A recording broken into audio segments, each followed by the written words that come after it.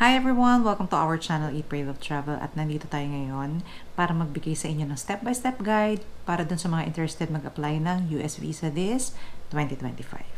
So ngayong January, nag-decide kami to apply for US Visa for a change since halos lahat ng mga countries sa Asia ay napuntahan na namin, not just once pero several times na. So this time gusto naming i-try yung ibang bansa naman. Syempre, number 1 sa list natin ang US.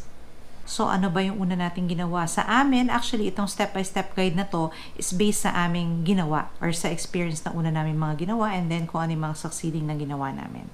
So ang una namin ginawa ay nagpa-picture. So, para sa amin, mas better yun kasi bago ka mag-start ng application, chine-check kasi dun sa portal or dun sa website kung valid or pasok yung iyong picture na isasubmit sa kanila. So, kami ang ginawa namin unang-una ay nagpa-picture kami sa Great Image and then we asked them to provide yung soft copy sa amin, ipadala para at least kapag in-upload namin yung picture is to the highest quality siya.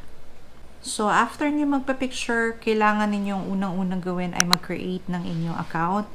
Dito kayo gagawa ng inyong application form sa www.caac.state.gov. So, ilalagay ko dito yung mismo actual na website. And baka sa comment section maglagay din ako ng link para at least makita ninyo kung saan kayo officially mag-a-apply.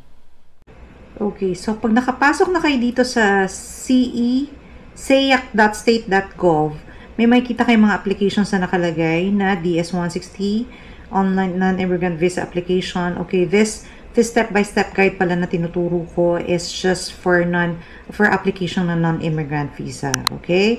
So, you have to click it. Ayan. So, para at least makagawa kayo ng inyong username and password.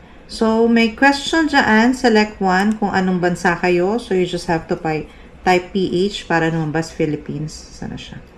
Ito. Philippines. And then, ito yung code na i-enter ninyo. So, ito lang. XSUA.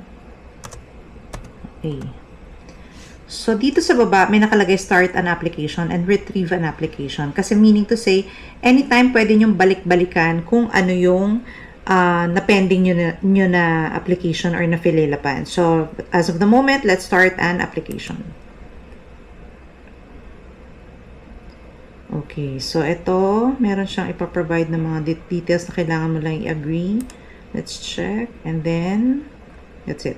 So, kung makikita mo dito, your application is, meron siyang binigay na particular na application and yung date ngayong araw na to. So, ito yung magiging permanent na application ID mo. So, you have to print it. Ako, pinrint ko siya para at least meron akong idea kung paano yung gagawin ko. Or idea kung ano yung aking application ID. So, you can just print it directly. Okay, so pagka-click ninyo, pagkagawa ninyo ng security question and answer, lalabas na yung personal one. Meaning to say, ito na yung mga questions na kailangan nyong i-provide. So, surname and then given name. Surname, kung halimbawa ang apelido ninyo ay dalawa, or dalawang, ano ba tawag doon? 2 words. Bawa, ano to? Or 3, De La Cruz, parang ganun. So, type as is na De La Cruz ng may space. And then, kung ano yung given name ninyo, ganun din. Full name in native alphabet. So, ang i-click mo lang dito is does not apply kasi native alphabet, ibig nila sabihin, kasi diba minsan may mga alphabet na hindi naman pang American alphabet. So, kung meron kayong gano'n naman, by the way, ilagay ninyo dyan para at least alam nila. So, siguro parang yung mga Japanese name, Korean name, mga gano'n, Chinese name or something, yun yung applicable dyan. Okay? And then, ayan, may tanong siya, kung nagamit mo, kung have you ever used other names? So, like yung maiden name, religious, professional, alias, etc. So, click mo lang yung no, of course. Kung meron naman, syempre, ilagay ninyo, do you have a telecode? So, that represents your name. So, no ulit, lagay mo lang din. So, unless kung meron kayong telecodes. Dito naman kasi sa opposite side na to, nakikita mo naman kung ano yung tinatanong niyang telecode. Like ito, yung 4-digit code number that represents characters in some of non-numeric alphabet names. Parang ganun. Okay, so hihingi niya yung gender, male, female. So, lagyan muna natin female. Ayan, tapos marital status, kung married kayo, etc. So, after that, date and place of birth, ilagay nyo lang date of and place of birth, city, state, province, and country. So, hindi naman mahirap ilagay yan, diba? And then, pinaka-importante is you always have to click save. Bakit? Kasi mabilis mawala yung inyong application. So, meaning to say, nag-aano siya, parang may covered lang siya na time na pwede ka magstay dun sa ano niya, sa ano mo, sa site mo, parang ganun. Okay. So, kapag hindi nyo natapos yung application, automatic yan na hindi kayo makakapag-move sa next level. So, if you notice here, merong personal 1, personal 2, travel companions, previous US travel address, and phone, passport, US contact, family, work, education, training, security, and background. So, napakadami nyo pang pagdadaanan. So, ibig sabihin, you really have to save all your informations every time na matatapos kayo. So, you have to click itong save na to. And then, pagka-click nyo ng save, go on sa personal question number 2. Okay? So, ayan, katulad nga niyan, dahil hindi ako nag-provide ng details, so, hindi siya hindi siya mag-move. So, ito nga guys, like I've provided some details. Like for example, surname De La Cruz, given name Pancha. So, wala ka naman nga talagang full name in native alphabet. And then, of course, have you ever used other names? No. Do you have a telecode? No. Of course, yung gender, female, married, halimbawa. And then, yung date of birth mo, napaka-importante niya na matandaan mo. Siyempre, date of birth mo yan, diba? Okay, city, Manila. Okay? So, dito sa state or province, kung Manila ka or any part of Manila, ilalagay mo lang dyan Metro Manila. Country, Philippines. Okay, now, let's move on to the next. Personal 2. Okay? Tingnan natin. Okay, so yan, kinagat na. Sa personal 2, of course, select ulit yung country, which is Philippines. Okay? And then, do you hold or have you held any nationality other than the one indicated? So, kung wala naman kayong ibang nationality pa, like dual citizen ba kayo ng ibang bansa? So, no naman, of course. Are you a permanent resident of a country, region other than your country? So, meaning to say, permanent resident ka ba ng bansa na to? Ng ibang bansa bukod sa bansa mo? Of course, no, diba? So, ayan. So, national ID, wala naman tayo niyan. So, i-click mo lang na does not apply. US Social Security does not apply at US taxpayer kasi wala naman tayong US tax. Does not apply. Okay. So, save muna natin. And then, pagka-save mo, nakalagay naman na continue application. Okay, continue application and then just click on the next travel. Okay, sa travel naman, okay, purpose of trip, of course, B1, B2 yan. So, temporary business or pleasure visitor. B. Specify. So, business or tourism, temporary visitor, B1, B2, business, conference, tourism, medical tours, medical treatment. So, eto nga, sinabi ko sa inyo na ang a-applyan natin or ang ituturo namin step-by-step guide is for the tourism. So, it's a B1, B2 application. Okay? And then, have you ever made specific travels? So, syempre, no. Kasi wala pa naman, diba? Kung meron kayo, why not? Okay, kapag no, okay, intended date of arrival, magtatanong lang naman siya kung kailan mo gustong dumating. So, halimbawa, lagay natin dyan 18 of May 2025. Okay, so intended length of stay, select 1. So, sabihin mo na lang na weeks. So, halimbawa, 2 weeks. Kasi kami nilagay namin 2 weeks, which is actually very, tama lang for a vacation sa US. And then, ito, where will you stay in the US? So, saan ka ba mag-stay? Kasi kami, ang nilagay namin dito, hotel. So, syempre, ano tawag dito? Nag-book ka temporarily ng hotel of your preferred date na nilagay mo doon, intended date na ilalagay mo. Syempre, hindi dapat mag-conflict yon. So, like, for example, kung ang nilagay namin na date dito, or nilagay kong date is May 18, 2025, so, syempre, dapat yung booking mo, like, for example, papasok ka sa LA, ang start ng booking mo is May 18 or 19, parang ganon, to ganitong araw. So, it doesn't follow na isa lang naman yung pupuntahan mo. Syempre, maraming states sa US, diba? So, kami kasi, ang nilagay namin, punta kami ng LA, and then we're going to Vegas, and then New York. Parang ganon. So, tatlo yung pupuntahan namin in span of 2 weeks. So, lagay mo lang dito yung address mo. So, line 1, kung anong address, may nilagay kasi kami address, dahil nag-book nga kami. And then, hotel lang yon. So, and then state, so, anong state ba yung pinili mo. So, kami California. Ito yung nilagay naming address, which is actually binukli naman talaga namin to. So, Citizen M, LA Downtown, tapos ito yung address plus the zip code. Okay, who's gonna pay for your trip? Sino yung magbabayad ng trip ninyo? Kayo ba? So, kung kayo, lagay nyo self. Kung other person, magtatanong yan kung sino. So, ilalagay mo lang dyan kung sino, kung anong pangalan ng person na magbabayad ng inyong trip. So, in my case, nilagay ko na lang yung spouse ko para at least isahan na lang ang reference in terms of financial documents. Parang ganun. Kung meron, diba? So, given name, and then telephone number, email address, okay? And relationship to you. So, ano relationship na magbabayad sa'yo? Child, parent, spouse. So, in my case, spouse. Tapos, tinanong, kung address ba ng magbabayad sa'yo ay same as your home or mailing address. Of course, yes. So, yan. Nakatapos ka na sa... Next is the travel companion.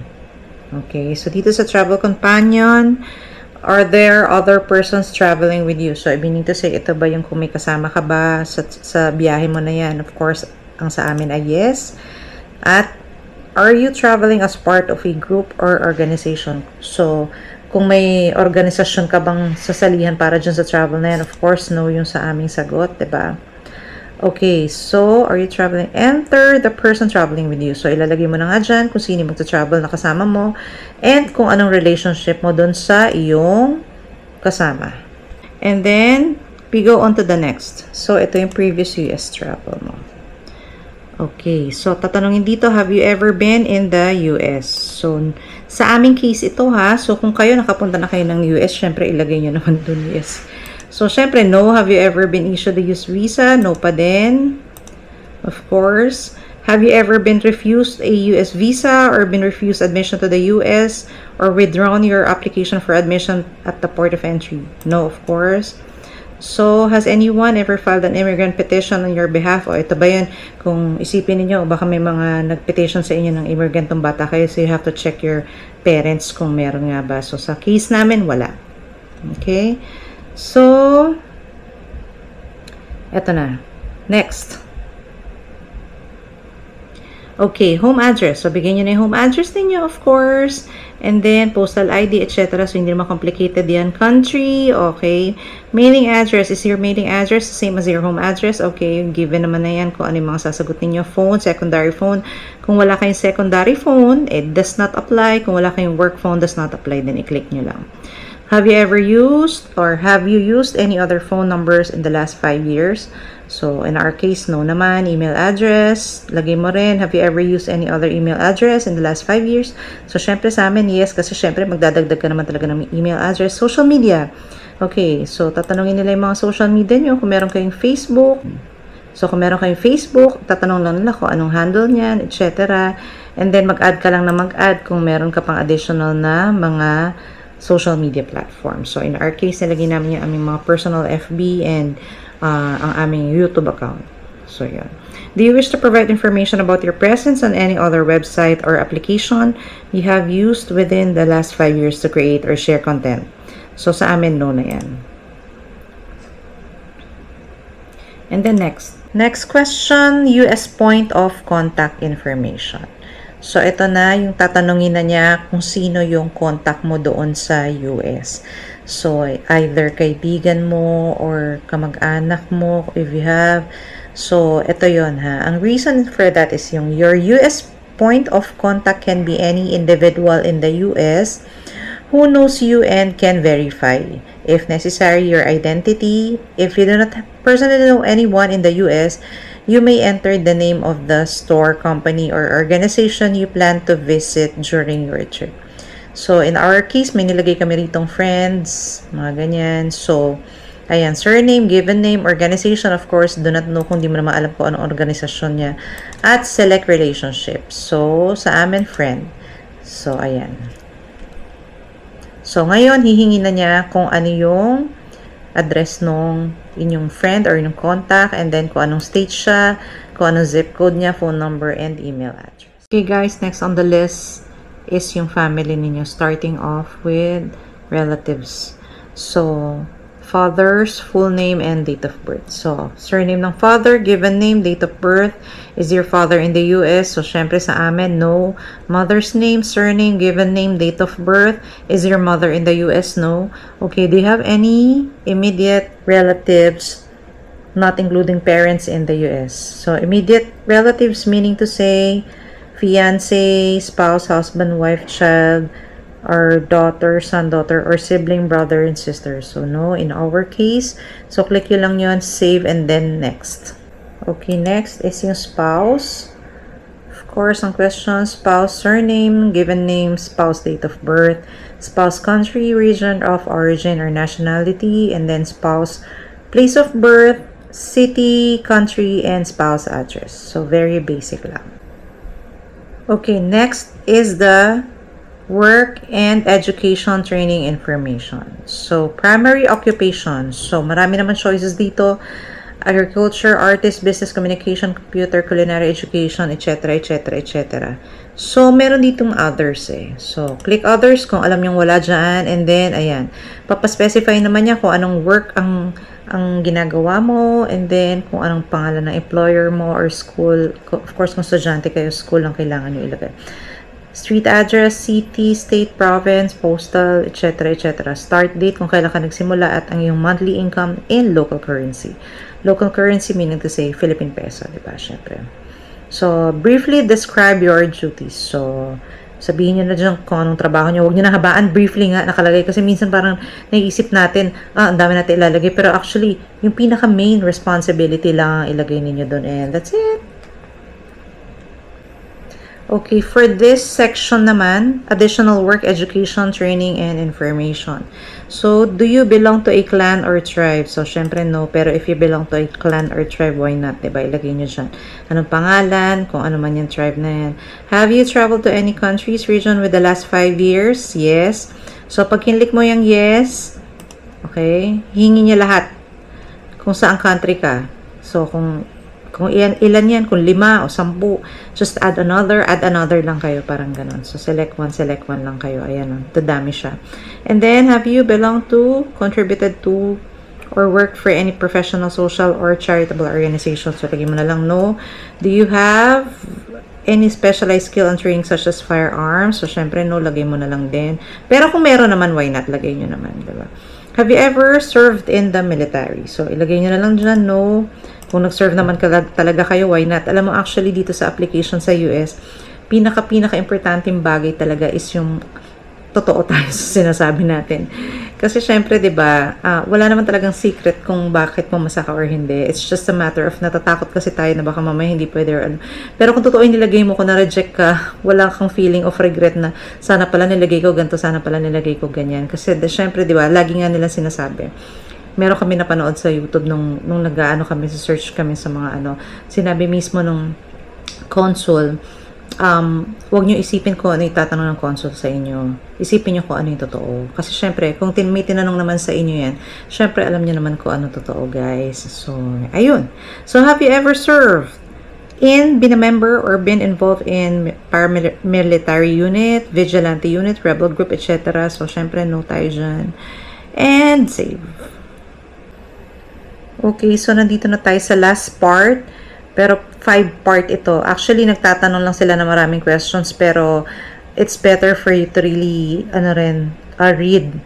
Though, lahat ng questions nila is negative. So, ang sagot mo syempre, no. So, ito like for example, do you have a communicable disease or public health significance, etc., etc., TB, active, and other disease determined by the Department of Health and Human Service. So, no. Do you have mental or physical disorder that possess likely to pose a threat? No, of course.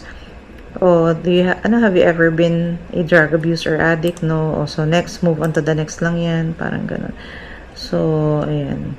Have you ever been arrested? Syempre, no. Have you ever violated, engaged conspiracy? No, of course.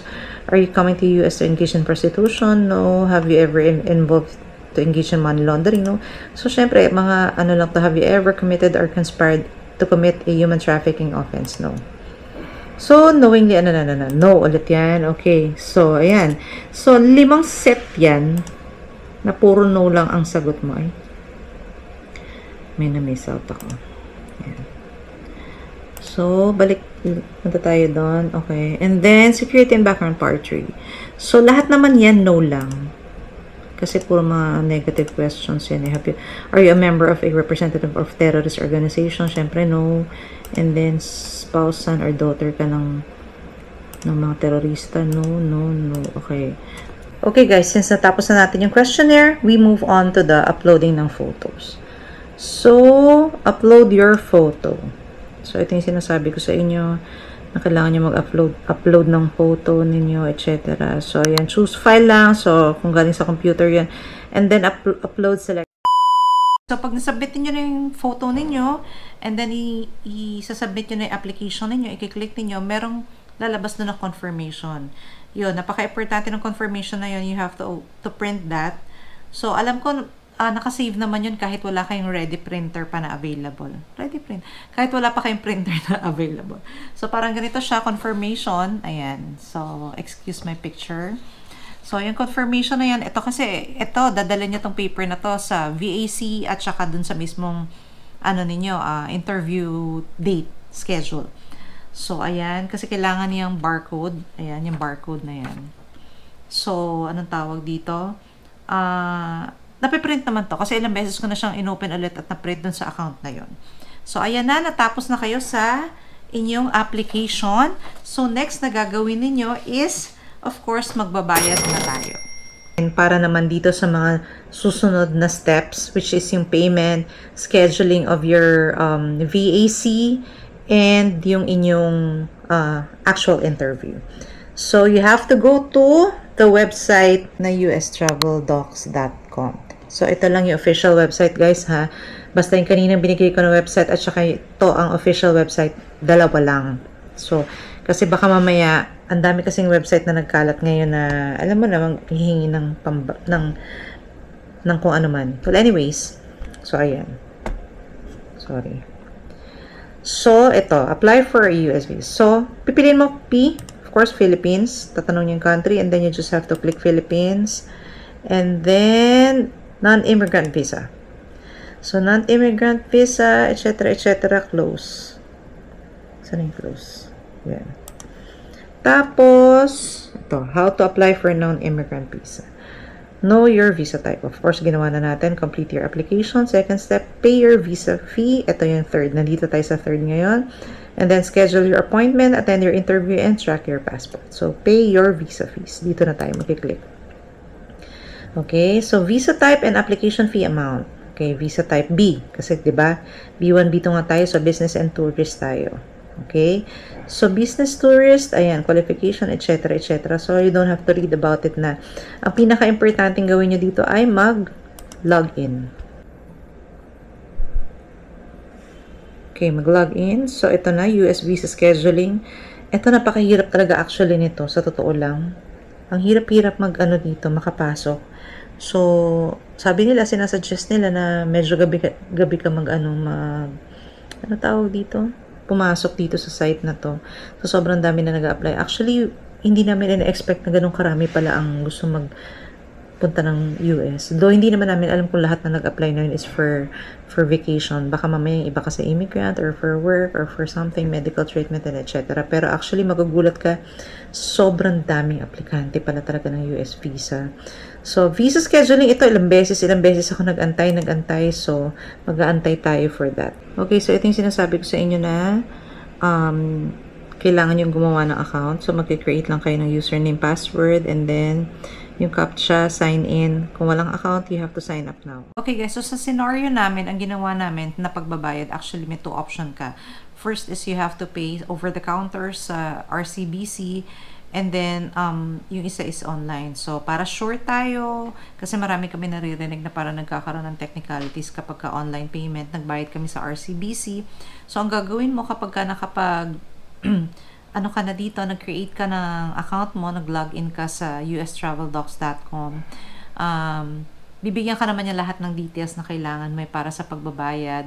And then, meron kasi dito, like for example, nag-apply kasi kami separately nung husband ko sa JM, ano tawag dito, meron dong nakalagay na kung meron kang dependent. So, meaning to say, nang meron kang dependent is kung may kasama ka dun sa ano mo, sa pagpunta mo sa pag-apply or pagpunta mo sa US, something like that. So, nilagay ko siya. So, counted na kayo as parang group na kayo. So, kasi hindi namin alam nung una kung paano kami magiging magkakaroon ng interview schedule. Kasi 'di ba yung iba as a group, parang something like that. So, kami, doon namin nalaman na doon pala maaayos dito sa pagbabayad mo. Okay? Kasi nung nagbayad kami, 22,000 plus nga yung binayad namin. Counted as one na siya. So, ilalagay mo lang kung sinong kasama mo, tapos lalagay mo lang din yung kanyang application number, parang ganon, yung serial number na kaninang pinakita ko sa inyo.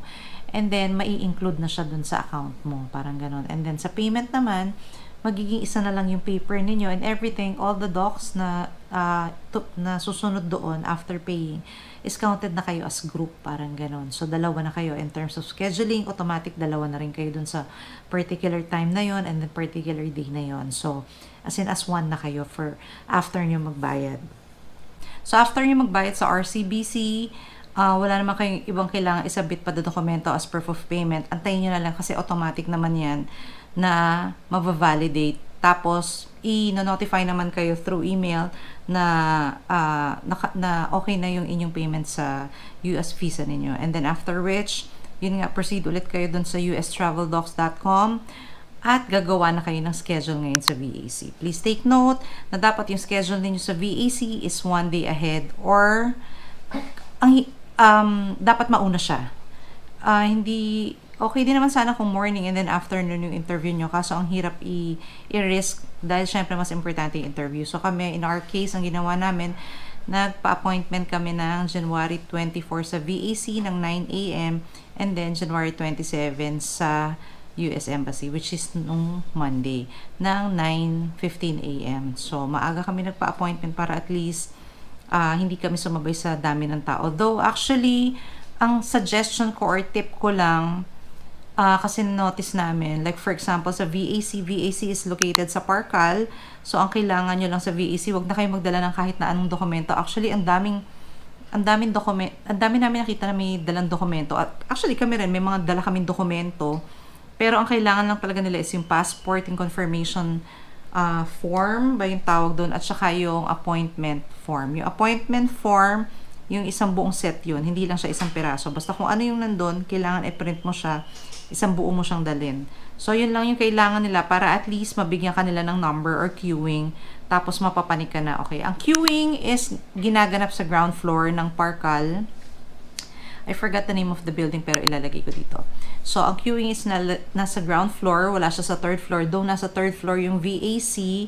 So, kami, in our case, ang time namin is 9:15 pero nagpunta kami ng 8 doon. Actually, in-accommodate na kami. So, mabilis. Actually, mabilis lang. Sobrang bilis lang. Please don't bring any bawal, katulad ng bawal sa embassy.